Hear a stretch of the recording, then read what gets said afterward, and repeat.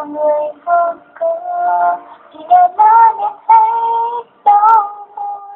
Nói đi anh người ơi, giờ anh muốn em phải sống sao.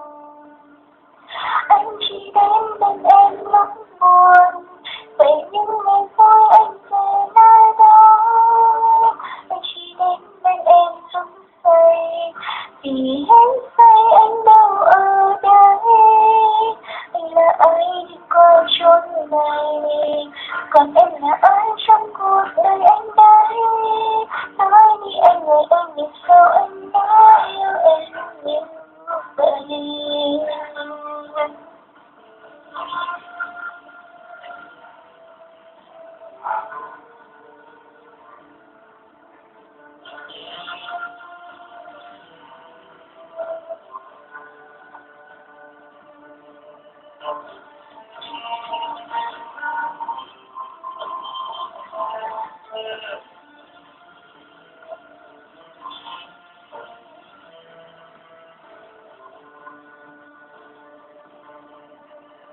Hạnh phúc đâu sẽ kiếm tìm, em cần đứng đây chờ anh đi tìm.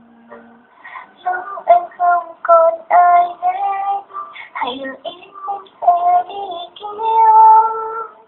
Bởi em nhiều người vô cớ thì đã nói nhận hết đau buồn.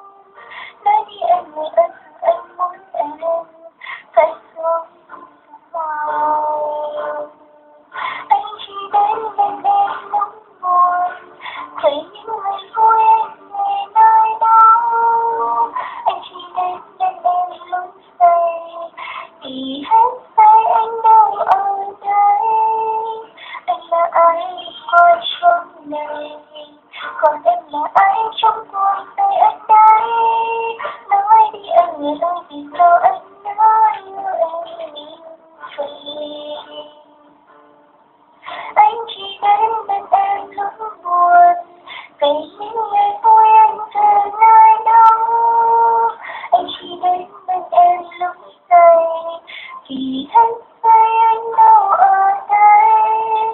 Anh là ai đi qua chốn này, còn em là ai trong cuộc đời anh đây.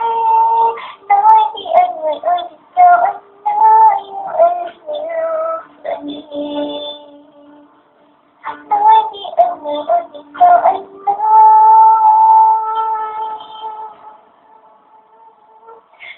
sao.